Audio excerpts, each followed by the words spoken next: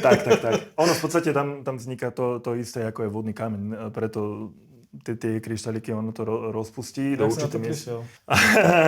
Tiež v tom videu, čo sme spomínali, čo som mal presne tak vzorečky poukladané vzadu v kufri v aute, 1 5-litrovú bandasku kyseliny, normálna pohodová divokejšia jazda a prevrátil sa kanister. No len kanister bol dobre zatvorený, ale bolo to uprostred leta, čiže v aute plus minus 50 stupňov ustrelilo dekel.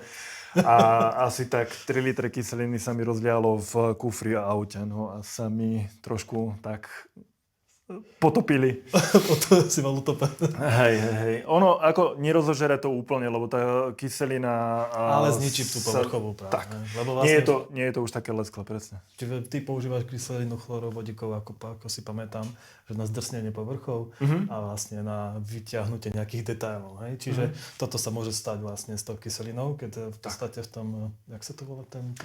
Odstraňovač vodného kameňa, i keď tam je to, ja používam 30%, a tam je možno 1-3%. Ale v podstate, keby som nechal handru so odstraňovačom vodného kameňa, tak si môžem zrobiť fľak alebo niečo. Presne tak. Ono zostane len, je to taký pololesk, nikdy nejdem do vysokého lesku.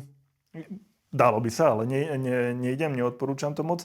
S tým, že by tam zostal taký matnejší povrch, ako je ten okolitý. Ale keďže mám jar alebo nejakú takú klasickú vec, pretriem to s žinkou. Sávou tomu neublíži. Postupom potom pochodím, môžem sa na tom korčuľovať, ak pozerám. Čiže je to super. Čiže toto je jediný problém. No. Neodstraňujte kameň z kameňa. To je základ. Neodstraňujte kameň z kameňa. Tam je to jediné, takto pri stolíkoch tam to nemá prečo kto používať. Jedine, keď sú... No nikdy nevieš. Ako áno. Dáš chlapový prípravok, že utri toto a utri všetko, celý byt z jednou handou. S tým, že raz sa mi to stálo u mňa doma, moja žena kolo umývadla, robí sa tam s vodou, takže čierne umývadlo máme, takže na tom to pekne vidno, takže nastriekala trošičku aj na tú pracovnú dosku, tak tam bolo vidno také flaky. A nič sa nedeje, vždy sa to dá znova preleštiť, pretrie sa to znova tým impregnátom. Nedalo by sa to napríklad, keď chcem nejaké umývadlo, potom nejako ešte uzatvoriť?